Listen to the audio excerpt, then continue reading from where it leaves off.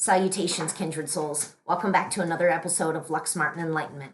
I'm Lux, and here we talk about all things enlightenment, not the kind that floats above life, but the kind you find right smack in the middle of it. Today, I want to ask you, what's up with rituals? Are they just woo-woo nonsense? Are they practical magic? Or are they just habit? What are they? Why do we do them? And why do they work? What do they do for us? I find this to be a very fascinating topic because I have noticed that over the years, as I start to add ritual into my life, it gives my life more depth and enrichment that makes my life more purposeful and enjoyable. So I want to talk to you about how and why that is and how you might be able to take advantage of that as well. The first thing we're going to talk about is what rituals are not. I think it's important to start out with these key distinctions of what they are not so that we can more clearly hone in on what they are and why we do them. Rituals are not religion. They can be, they don't have to be. In this video, I would like to speak to both the spiritual and secular audiences because rituals don't have to be spiritual to be meaningful or helpful. They absolutely can, and I'm one of those people that do so in that manner, but you don't have to be to benefit from this. Rituals are not routine. Routines are done mostly not haphazardly, but habitually and unconsciously, just more so because we have to, not because we are present and intentionally doing something in this said routine. Rituals are not superstition. It's not about if I do this, God owes me this. It's not about if I do this, this can't happen. Superstition and ritual are two very different aspects. And in this case, we're talking about how ritual hones us in, benefits us, enriches us, not creates these funky rules for us, yeah? Anyways, moving on. Rituals are anything you do with presence and intention. It's a lot less about what you're doing and a lot more about how you're doing it and why you're doing it, and just being so very present and choosing this, that you're doing it and your awareness of you're doing it. Rituals are to in all ways help you bridge your inner world and outer world. They're helping you bridge what's going on inside of you with this very now present moment that you're in. Now we're going to talk about why we need rituals.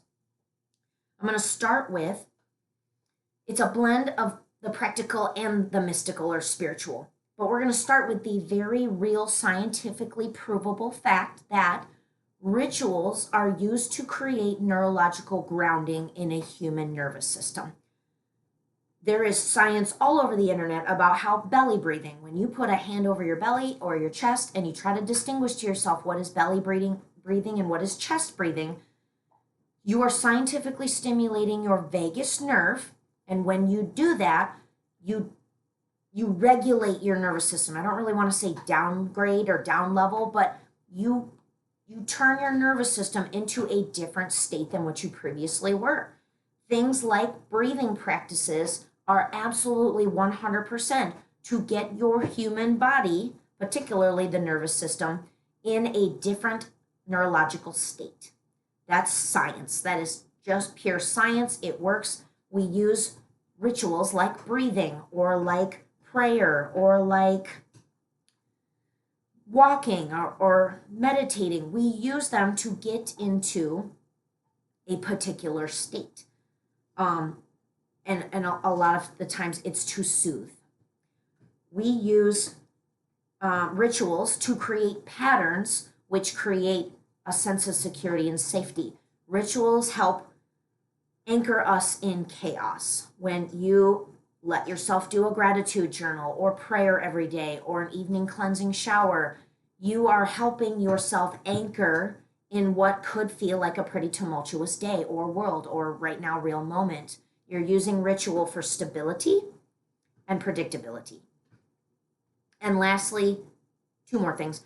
Rituals are used to shift your energy to a different state, whether you want to amp up, slow down, hone in, super focus, elevate to open up to your higher self. As spiritual or as unspiritual you want to be, energetically, we use rituals to shift into a new energetic state, whether we want to go up or down.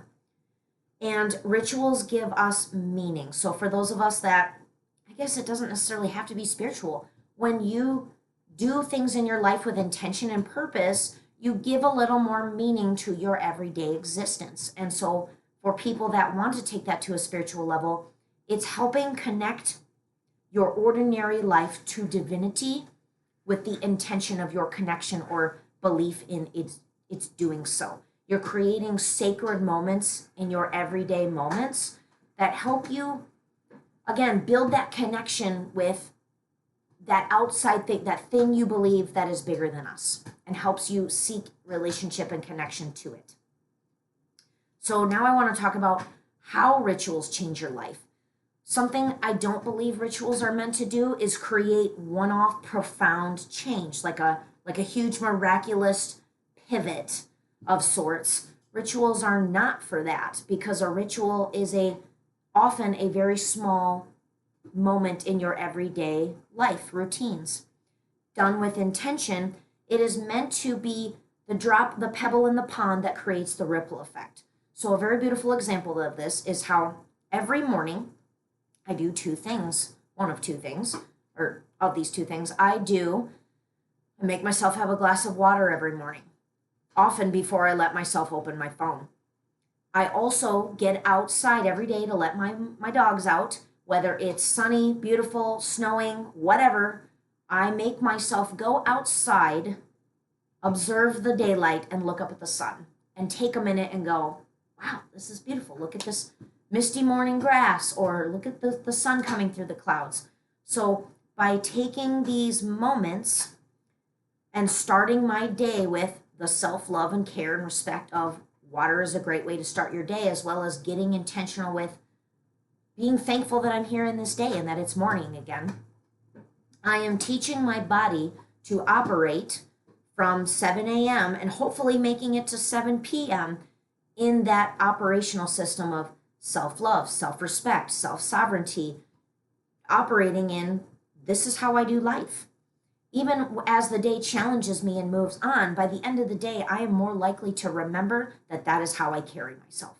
Another great practical example of this is if you're a person who makes the bed every day, not just because somebody told you have to make the bed every day, but because you're the kind of person that makes the bed every day.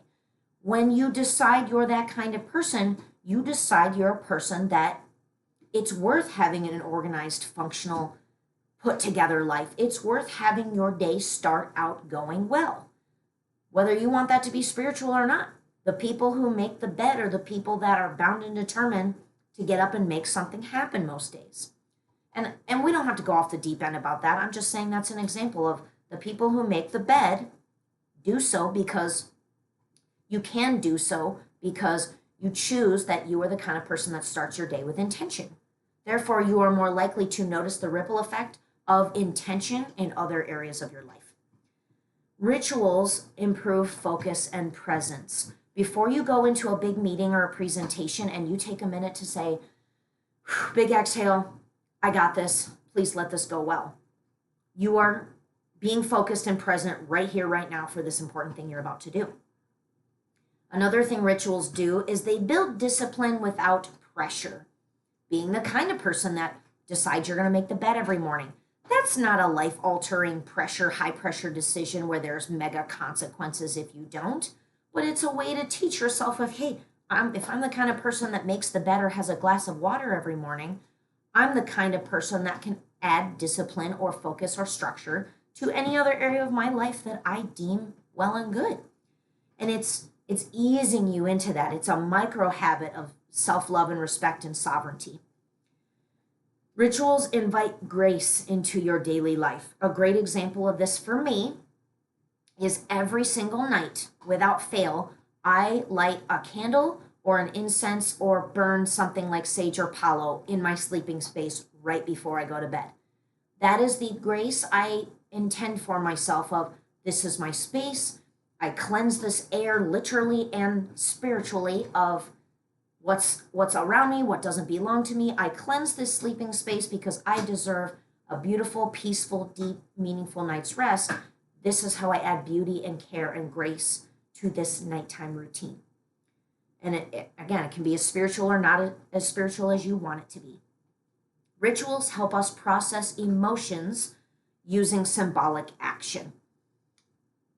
Easy one off for that is prayer. However, another example in my life of what I do ritually or symbolically to process emotions is I use full and new moons to essentially journal. I'm not a great journaler because I don't love that my hand won't write as fast as my mind is going. So I try to at least make myself journal on new and full moons because new moons are for setting intentions and full moons are for releasing.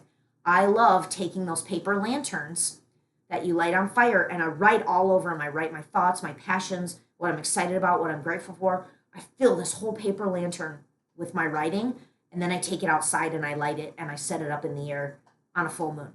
One of my, fun little woo-woo rituals for me because that's me processing. And the last thing rituals do would be to, again, continue to connect you to the thing you believe that is higher than yourself. When you say a prayer, when you say thank you for your meal, when you say mantras, when you meditate, when you do all the things in ritualistic intention, oftentimes it is in effort to find the connection or seek the connection between you and divinity. Now, this is where I beg the question, where can you observe in your life that you already do ritual? What can you consciously take ownership of that you do every day with intention? Whether that is enjoying the morning cup of coffee in silence, becoming aware of yourself, aware of your body, aware of your day, whether that is doing your thank you before meals or saying thank you before you find you pick up a penny off the ground. Putting music on. Music is so ritualistic. If you have your cleaning playlist or your fun-loving road trip playlist or your rage playlist or your grieving playlist, those are all things that you already have in your life, whether you realize it or not, that you could already be doing ritualistically. I invite you to take more ownership of that and observe how it enhances your life when you do it with a little more intention and awareness of what you're doing, why you're doing it, and what it does for you.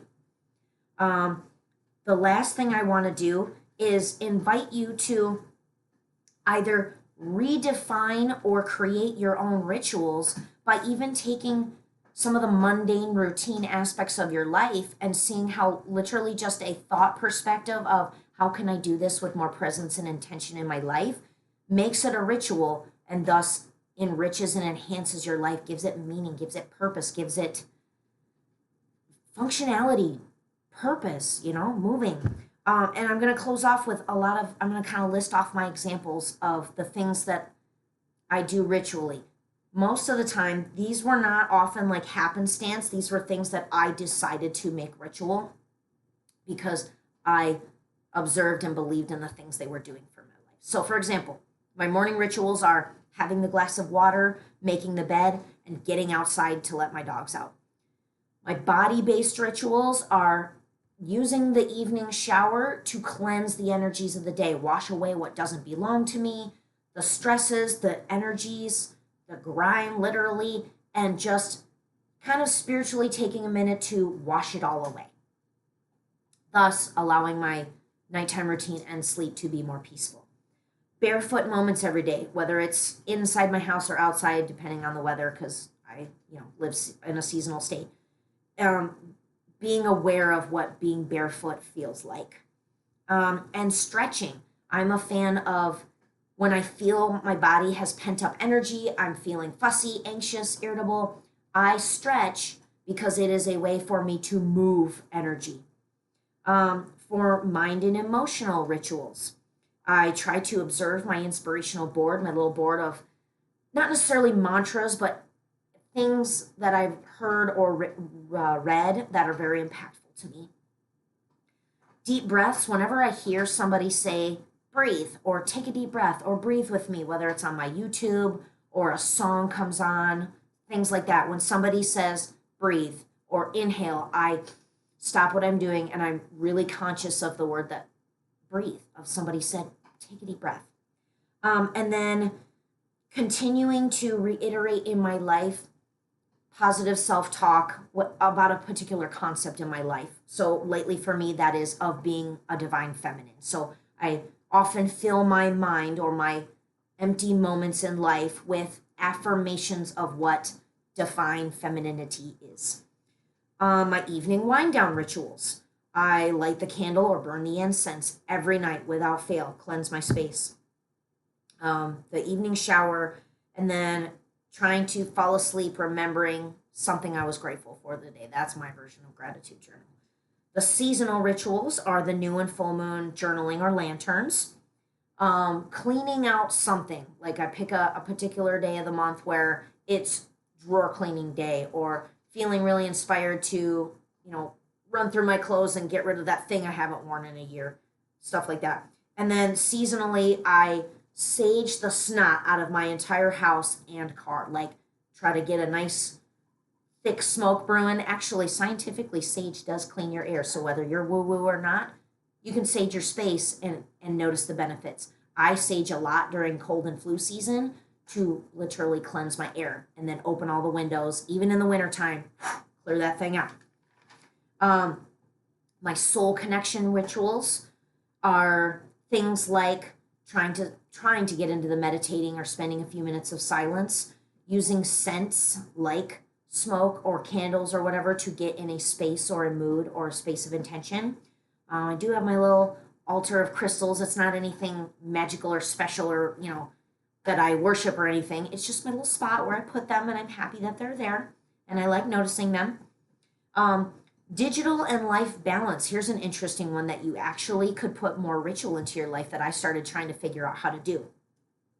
Taking time off from my digital intake content, such as when I go walk my dogs, I love having a pod in my ear and listening to all the greatest podcasts and stuff. But there are times when I make myself do the walk without it so that I've taken the break, I've taken the pause, and I've become more aware of my surroundings.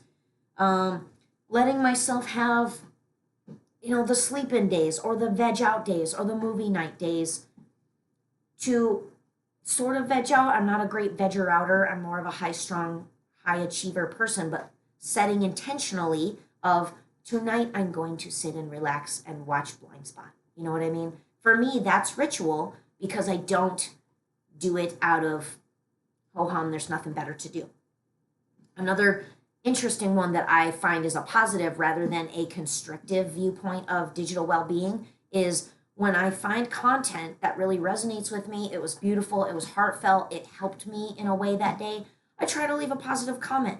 I'm not a great commenter sifter through everybody's stuff, but if somebody said something that just really knocked my socks off that day, I try to say, hey, thanks for that encouragement. I needed that. Or I look at somebody's Facebook post and it made me laugh or it made me smile or gave me that little, you got this feeling. I sent them a little thank you of like, hey, thanks for sharing that. I needed to read that today. And then the only other thing I can think of that's a little more on the miscellaneous side is before every meal, I just try to say, hey, thank you for this beautiful food. I'm so blessed to be here and consume this nourishment, as well as I love picking up lucky pennies off the ground and saying, thank you, thank you, thank you. I love finding lucky pennies, and then I keep them in a little jar of all just pennies I found over the last year or two. So those are all the examples for me. And again, some of them are a lot more on the spiritual leaning side and some of them are not. But I hope that I gave you some examples or some nudges of being aware of all of the things you do in life, all of your happenstance, day-to-day happenings, that if you were to perspective shift and do those with intention, presence, and with the observation of, I want to get more enrichment and benefit out of this seemingly ordinary action.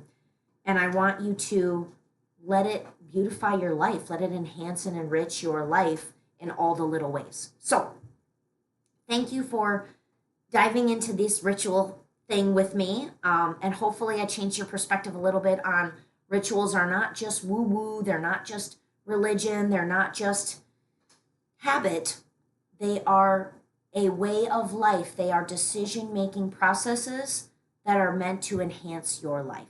So, I'm Lux. Keep seeking, keep softening, keep showing up. Remember that the light you're looking for is the light you already are. Take care.